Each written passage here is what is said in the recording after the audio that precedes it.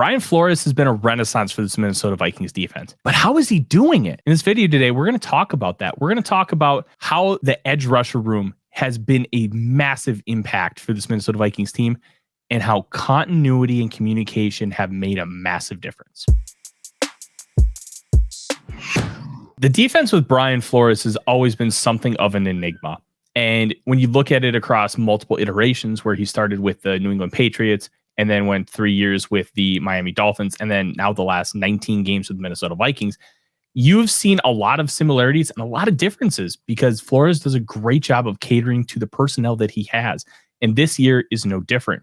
The Vikings are using significantly more four-man pressures than they did all of last season. Last season, they had the most three-man pressures and the most blitzes, 5 or more. And they had the least amount of four-man pressures. This year, the amount of four-man pressures has significantly increased. Why? They can trust this edge rusher room to do what Brian Flores wants. Danielle Hunter last year was really the only capable edge that was healthy for any course of time. Pat Jones has been a renaissance this year, but it's more because he's playing a role than being a higher end pass rusher. And those responsibilities are a little bit different. Because last year, Marcus Davenport was good when he played, but he only played, 2 games? That's not exactly going to be healthy when it comes to the edge room. So now that they have a group of edge rushers that they trust, you're looking at a group that is playing upwards of 4 at a time. And that's making a massive impact. And the Vikings have 11 sacks on the year, first in the National Football League. Jonathan Gennard got his first sack on Sunday against the 49ers. And, well, he has 12 pressures to boot. He may not be as good as Danielle Hunter or as talented, but he is certainly a much better fit, and the fit is mattering. One of the big things with this Minnesota Vikings defense that we're seeing as an improvement from last year is the continuity. We saw it with Kirk Cousins in 2023 after he had an entire year in 2022 under Kevin O'Connell. You just saw a level of comfort.